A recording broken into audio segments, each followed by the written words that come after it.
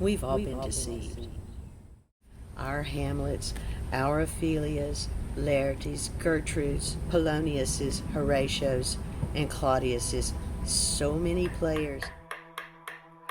To be, Or not to be. that's the question. Whether 'tis nobler in the mind to suffer the slings and arrows of outrageous fortune, Or to take arms against a sea of troubles by posing end them. To die. To sleep. no more.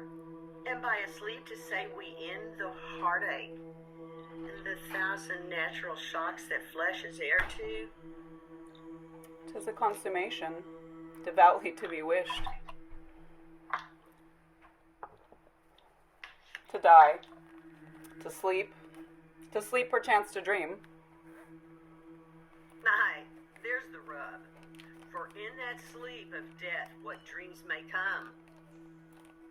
We have shuffled off this mortal coil.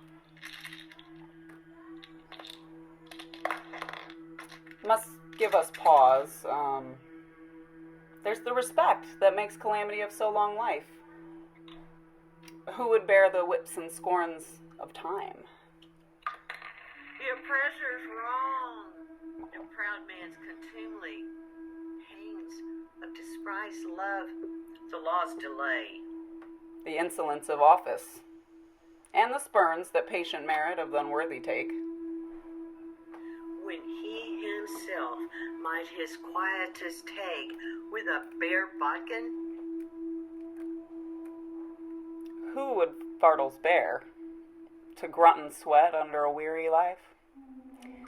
But that dread of something after death, that undiscovered country from whose born, No traveler returns, puzzles the will, and makes us rather bear those ills we have. And to fly to others that we know of.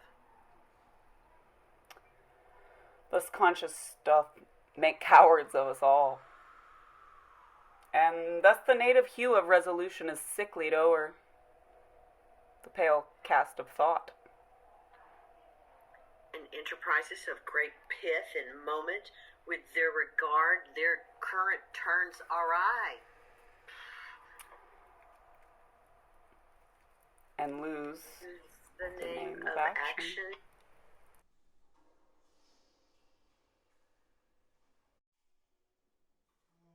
Lose the name. of action. Lose the name. Does that answer your question? Ravened, saucy shark, root of hemlock, dig it in the dark, liver of blaspheming you.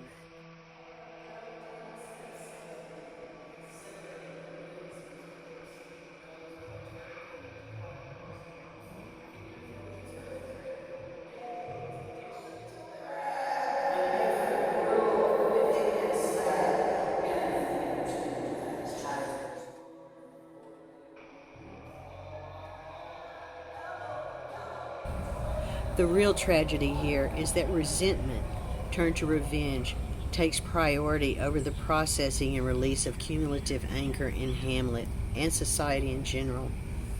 Held resentments produce disease in the body and further festers disease and distortion of the mind.